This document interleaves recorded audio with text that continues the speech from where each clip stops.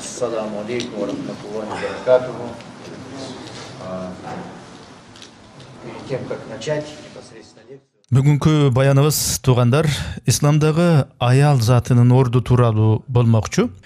Тагыраак айтканда никелешүү жана үй бүлө куруу темасы жөнүндө болот.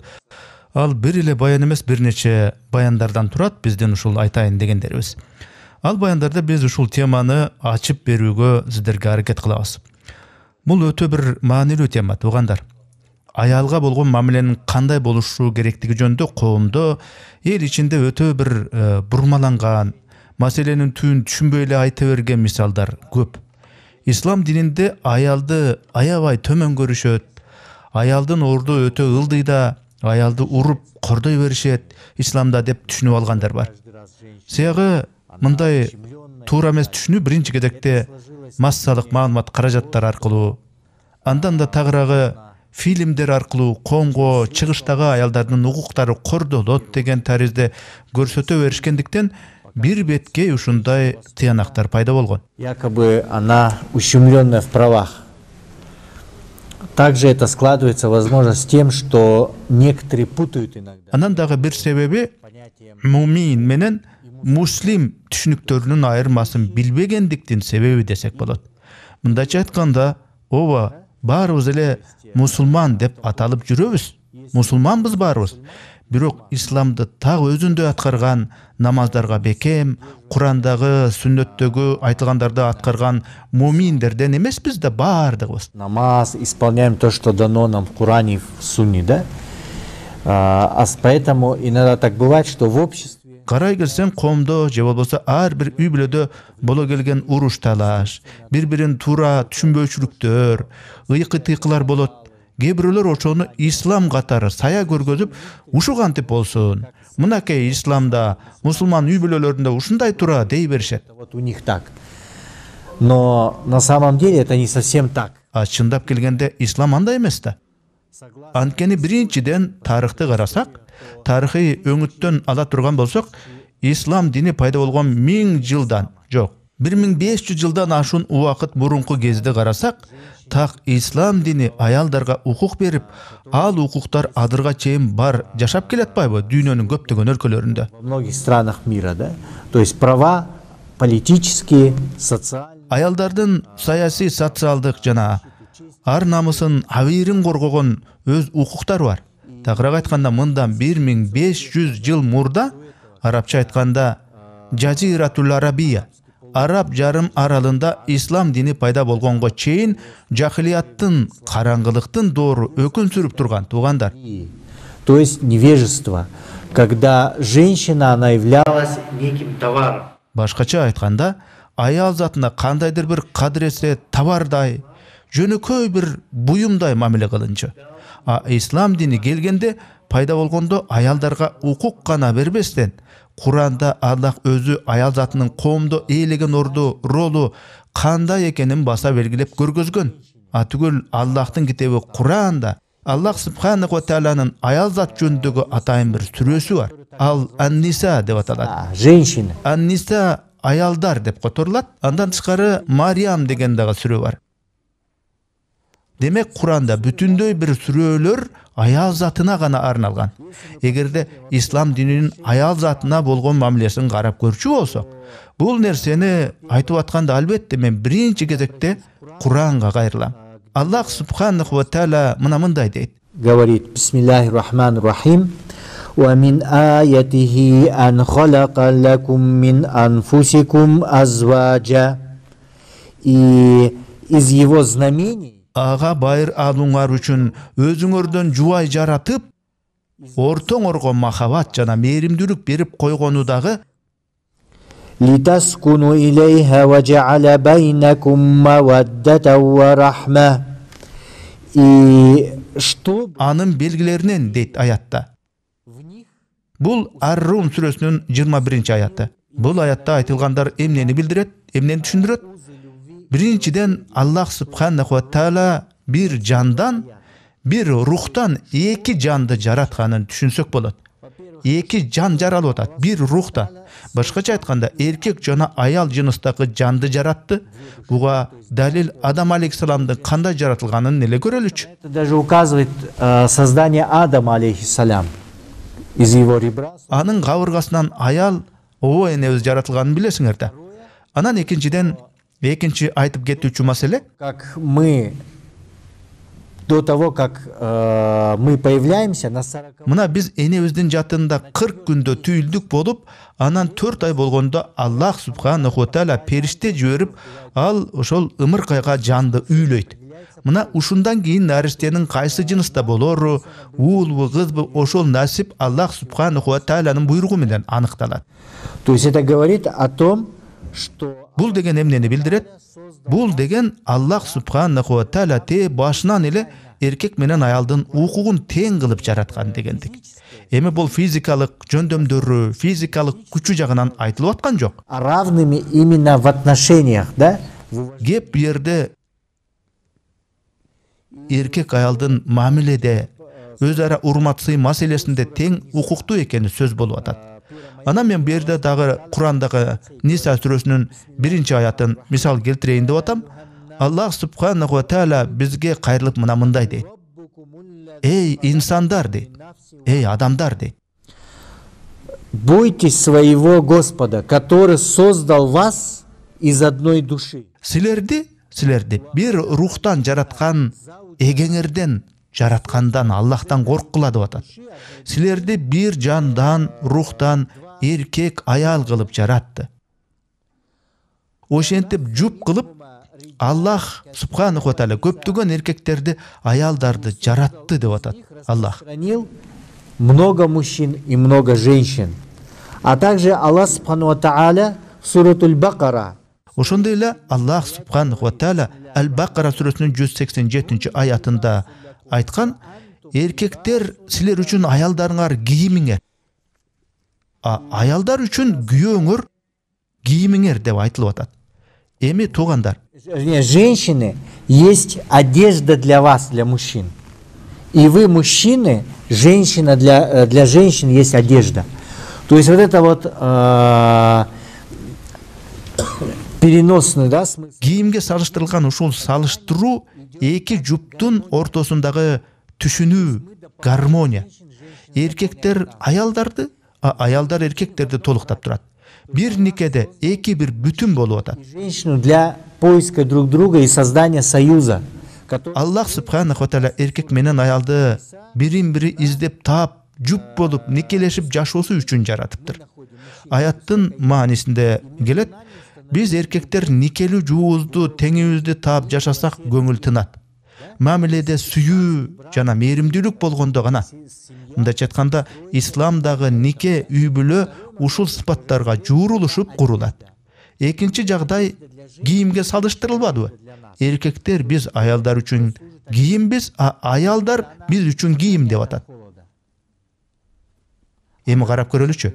Кийимдин милдети кандай өзү? Кийим деген денени сууктан сактайт. Анан албетте биринчи кезекте кийим инсандын аврат, уят жерлерин жабат. Мындайча айтканда, күйөө менен аялдын ортосундагы өзүнчө бир сырлар болот. Анткени баарыбызда кемчиликтер бар, катачылыктар бар. Бирок күйөөсү аялынын авратын, мындайча айтканда, уялчу жерлерин, кемтиктерин жабат дегендик бул. Тагыраак айтканда, аврат, уят жерлерин гана эмес, кемчиликтерин жабыш керек күйөөсү аялынын. Түшүндүңөрбү? Биз эркектер аялыбыздын кемчиликтерин жабабыз, аялдар күйөөсүнүн кемчиликтерин жабат. А жена дополняет вас. Тогда человек, мужчина становится камилян. Камал деген түшүнүктү чечмелеп карай келсек, толук кандуу нике үй бүлө. Эркек аял бири-бирин толуктаганда, гармония болсо гана курулат экен. Сиз аялыңызды толуктаганда, аялыңыз сизди толуктаганда, мына ошондо эркек адам камилан болот. Өзүн өзү камсыздап алган инсан болуп эсептелет. Так ушундай эле нерсеге аял дагы ээ болот. Аял дагы өзүн өзү камсыздаган бир толук кандуу бир өзүнчө бир инсан болот. Ал дагы күйөөлүү болгондо толук кандуу болот деген сөз. Бул экинчиден. Үчүнчүдөн, кийимди авраты жабат. денени жылытып көңүлдү тынчтантат.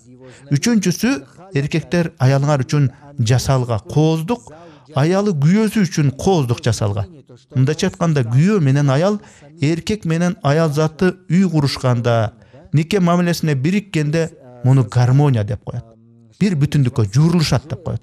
Себеби Аллах субханаху ва тааля Курандагы Ан-Ниса сүрөсүндө айтып атпайбы? Силердин өзүңөрдөн, өз жаныңардан өзүңөрдүн түгөйүңөрдү жаратты деп атат. Силер көңүлүңөр тынчтык табышыңар үчүн өзүңөрдөн өзүңөргө жубайларыңарды жаратты. Экөөңөрдүн ортоңорго мамилеңерге сүйүү, мээрим берди дейт. Мына ушул эки жандын ортосундагы эң бекем журулушкан бекем мамиле. Бу жерде туугандар физикалык гана байланыш мамиле жөнүндө кеп болуп аткан жери жок. Никелешти, никеси кошулду деп коебуз го. Арабча накаха дейт. Төйлөрдү байланыштыруу, жупташтыруу дегенди билдирет. Бул нике дегенде, биз айтып аткан нике дегенде, Аллах субханаху ва тааля эркек менен аялдын ортосундагы эң бир бийик руханий байланышты бизге насип кылып отурат. Мына биз кээде менин теңим, экинчи жарымым деп айтып коебуз го. Күйөөсү аялын, аялы күйөөсүн, бул менин теңим, экинчи жарымым деп калабыз. Характеров, что-то того, что притягивает. Ислам дининде үй бүлө, нике, эки жандын бири-бирине сүйүүсү, ынактыгы, жакындыгынын негизинде биригүүсү керек деген сөз. Эркек аял бири-бирине көз карашы, мүнөз кыялы, бирине-бири төп келчү жактары аркылуу табышуусу керек. Мына ушул нерсенин өзү, ушул нематтын өзү Аллах субханаху ва таалянын эркекке дагы, аялга дагы тартууланган эң бир жогорку тартуусу, белеги, ырайымы. Эки түгөй тең ушундай байланыш менен, ушундай мамиле менен бириккен болсо, бири экинчисинен тынчтык табышат. Нике аркылуу экөө тең көңүлү жайланышат. Сөзүмдүн башында коомдо, эл ичинде аялдын укугуна байланыштуу көнүмүш болуп калган стереотиптер болуп калган дебедимби?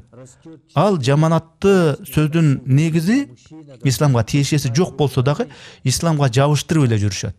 Аялдын укугу кордолот тиги бу дешип.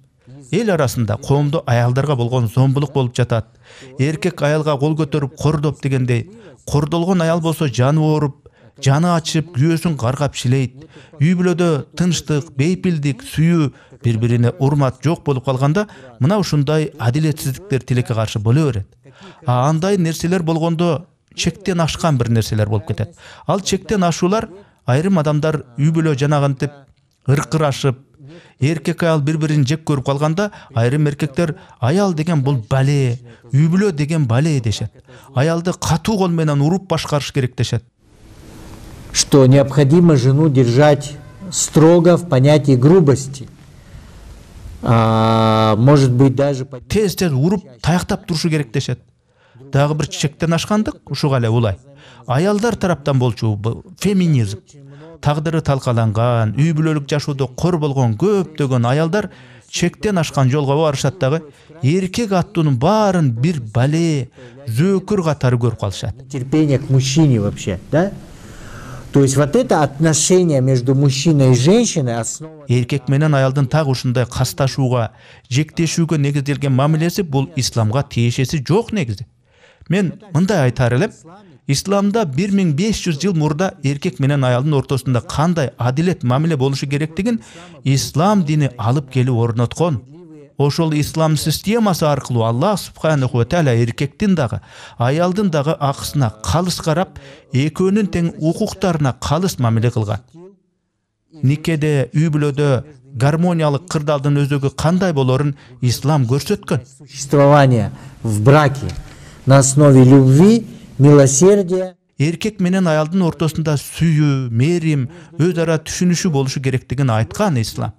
Ал эми Европада араңдан зорго 19 кылымдын акыры 20 кылымдын башында аялдар өз укуктарына, аны менен катар саясий укуктарына ээ болушкан. Марта, которая празднуется, приуроченная к Кларе Цеткин. Жыл сайын белгилеп жүрүшкөн 8 март күнү дагы Клара Цеткин жана Роза Люксембург деген аялдардын укугун таламын талашып митингге чыгышкандарына байланыштуу алдата Европада аял укугу менен байланышып калган. Исламда аял киши башкаруу маселесинде тандоого укугу бар эле да. Аял киши үммөттүн чечимдерин кабыл алууларда катышкан. Буга мисал иретинде биз Айша радиаллаху анханы келтиребиз. Анткени ал аял заты исламда орду бар шариатты мыкты билген алым аял болгон. Ар маселелер боюнча сурап келген мусулмандарга, анын ичинде эркектерге дагы, аялдарга дагы фатва бере алган деңгээлдеги аял болгон. Ал халифти шайлоо маселесине дагы активдүү катышкан. Саясий дагы, коомдук дагы ишмердин ролун аткара берген. Мен муну силерге эмне үчүн айтып атам, туугандар? Бүгүнкү күндө исламдагы аялдын укугу тууралуу эл арасында бурмалоолор, туура эмес түшүнүктөр өтө көп. Массалык маалымат каражаттарында да ушундай туура эмес бурмалоолор арбын. Неправильного понимания роли, места женщины в исламе. Из-за этого мы сегодня сталкиваемся с большой... Ошондой эле мусулмандардын өзүндө дагы исламдагы аялдын ролун, ордун туура эмес түшүнүп алгандар аябай көп тилекке каршы. Мына ошол туура эмес түшүнүктөрдөн улам, бурмалоолордон улам учурда биздин бүгүнкү коомдо аялдын орду өтө ылдыйлап кеткен көйгөйгө кабылып отурабыз. Учурда көптөгөн үйлөрдө, үй бүлөлөрдө аял адамга карата бала чакасынын көзүнчө зулумдуктар, кыйноолор, кол көтөрүүлөр өтө көп болуп атат. Мен атүгүл айтар элем, мусулманмын деген адамдардын дагы арасында эркек менен аялдын Аллах субханаху ва тааланын астындагы исламдагы ролун, ордун, жоопкерчиликтерин туура эмес түшүнүп алгандар бар. Аллахом и распределение прав и ответственности. В первую очередь хочу сказать. Биринчи кезекте мен пайгамбар саллаллаху алейхи ва салламдын аял зат тууралуу эмне деп айткандарына басым жасагым келет. Аллахтын элчиси саллаллаху алейхи ва саллам айтып атат: жашоо деген өтөр кетер бир утурумдук дейт. Жизнь это бренная, то есть приходящая, она проходит очень быстро. Ва хейру матаиха аль-мар'ату салиха. И самым лучшим из того, что мы... Ушул утурумдук жашоодо бизге берилчү, биз ээ болчу эң мыкты нерсе биздин багыбызга жазылган таква аял дейт. Аялдын таквалыгы деген эмне өзү? Таква аял деген ислам жөрөлгөлөрүн бек аткаргандык гана эмес, кулк мүнөзү, жүрүм туруму, ички дүйнөсү, ыйманы мыкты аял дегендик. Это внутренний духовный мир. То есть это праведность. Сыпаттарында чынчылдыгы, сүйүүгө бектиги, боорукерлиги, тазалыгы бар аял. Анткени туугандар, аялдагы таквалыктын өзү эркек менен аялдын жашоосундагы бактылуулуктун кепилдиги. В женщине является залогом счастливой жизни между мужем и женой. Потому что это... Анткени ушул хадисте айтылган мазмун, мен буга чейинки мисал келтирген аяттын өзөгүн берип турат. Ал Курандагы кайсыл сүрө экен туугандар? Ниса сүрөсү. Силер аялдарыңардан көңлүңөр жай табууңар үчүн, көңлүңөр толук болуш үчүн эркек менен аялдын ортосуна Аллах сүйүү, мээрин берип койгон деген маани айтылып атат. Или в них успокоение, в женах. И установил между вами узы любви и милосердия, да? Любви и милосердия. То есть это означает, что жена... Демек туугандар, дагы бир рет кайталап коеюн. Күйөө менен аялдын ортосундагы бактылуу жашоонун кепилдиги эмне деп атат? Бул деген таква аял экен, туугандар. Которой есть у этой женщины любовь, милосердие. Сүйүүгө бекем, мээримдүү болуу, боорукерлик сыпаттары бар аял жөнүндө сөз болууда. Мындайча айтканда, аял заты бул үйдүн кутун сактап турат. Уют. То есть в этом смысл. Үйдөгү тынчтыкты, бейпилдикти сактап турган бул аял заты. Аяттын мааниси ушул. Анан дагы бир айтып кетчү сөз. Акыркы учурларда эркек кандай аялды түгөйлүккө издеш керек деген маселе болуп атпайбы? Албетте бул суроого мындай жооп берейин. В первую очередь это внутренние качества. Биринчи кезекте аялдын ички жан дүйнөсүндөгү сыпаттары. Сөзүм кур болбос үчүн силерге пайгамбарыбыз Мухаммад саллаллаху алейхи ва салламдын бир хадисин мисалдатайын. Бул хадисти силер биринчи ирет эмес, буга чейин деле көп эле уккан болушуңар керек. Демейде эркек киши өз табияты боюнча, гаризасы боюнча өзүнө түгөй тандаганда, жубай караштырганда төмөнкүдөй 4 негизги критерий менен карайт экен. Женщин, чтобы жениться по 4 основным вещам. Первое это... Биринчиси болочок жубайдын байлык мүлкүнө, экинчиси тек жайына, коомдогу ордуна. Үчүнчүсү анын сулуулугуна карап издештирет дейт. Ошондой эле кыздын ыйманына, такыбалыгына карайт дейт. Бирок жубайлыкка түгөй караганда динине бекем такыбалыгына карап маани бергиле деген. Бул эмнени билдирет? Эми албетте көпчүлүк эркектер албетте жубайлыкка кыз караштырганда сыртына, келбетине, чырайына караары турган иш. Кайбир эркектер болочок жубайынын тегине, атагына карап издештирет.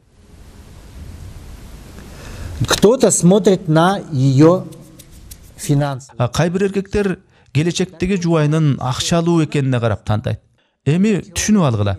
Эркек болочок аялынын тегине, коомдогу, атагына карап үйлөнсө, мисалы актриса болсо же белгилүү дагы бир көрүнүктүү, таанымал инсан болсо, тегине, атагына карап аял алса, ошол анын атагы үй бүлөдө басымдуулук кылууга өтөт. Ее знатность подавляет его в семье. Чогуу турмуш куруп жашай башташканда күйөөсү кийинчерээк өзүн ыңгайсыз сезе баштайт. Аялы атактуу, эл тааныган, таанымал, күйөөсү болсо эч ким тааныбаган бир катардагы жаран болуп калып атпайбы?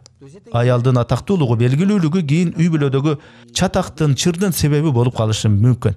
Экинчи жагдай, аялды сулуулугуна, чырайына карап алсаңар, сулуулук дагы акыры барып өзгөрөт. Адам карыганда, жашы өткөндө сулуулуктан эчтеке калбай калат.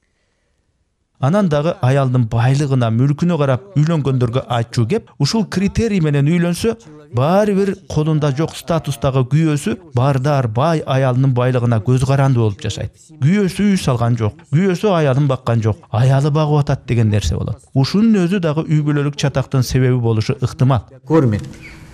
И из-за этого тоже это проблема конфликта. Но что же лучше, на что пророк указал? Пайгамбар Мухаммад саллаллаху алейхи вассалам үй бүлө курууда жубайдын сахыбуддин сыпатына карагыла деген. Сахыбуддин деген эмне? Болочок аялдын ыйманына, такыбалыгына карагыла деген. Аялдын мээримдүүлүгүнө, сүйүүгө бек чынчылдыгына, туруктуулугуна, ыйманына карагыла деген. Ушул сыпаттардын баары сахыбуддинге кирет. Имеет определенные качества, потому что когда человек, допустим, в старость. Тугандар, анткени жаш өтүп улгайганда, эки жуп бири-бири менен калганда, экөө тең бири-бириндеги ички дүйнөнү, ички сапаттарды баалай башташат. Анткени кайсы бир киши жаны үзүлүп каза болгондо, биз анын чырайлуулугун, сулуулугун, же денесинин кандайлыгын эстеп жүрбөйбүз го. Умирает даже. Мы вспоминаем этого человека, не его тело, не его только красоту, а образ. Көз өткөн кишинин образы эсте сакталат. Кишинин образы кандай болчу? Мүнөзү, кыял жоругу, руханий жан дүйнөсү кандай эле, акыл эси, паам парасаты эсте калат. Человека, ум, интеллект, да? Вот это все. Тело, оно... Инсандын денеси карыйт, жок болот, чирийт. Байлык болсо, ал да акырындап барып жоголот. Ден соолукту сатып ала албасаң, байлыгың эч кимге кереги жок болуп калат да. Акчага, байлыкка, убакытты, мезгилди, жаш куракты калыбына келтирип сатып ала албайсың да. Баарыбыз Аллах субханаху ва тааляга умтулабыз. Акырындап өлүмгө карай бара беребиз. Эмнени айтып атам, түшүнүп атасыңар да. Вы понимаете, к чему я говорю? Урматтуу туугандар, бул видео интернет аламында канча убакыт турбасын, аны канчалаган адамдар көргөн сайын ушул видеонун чыгышына себеп болгон, аны каржылагандар үзгүлтүксүз соопко ээ болушат.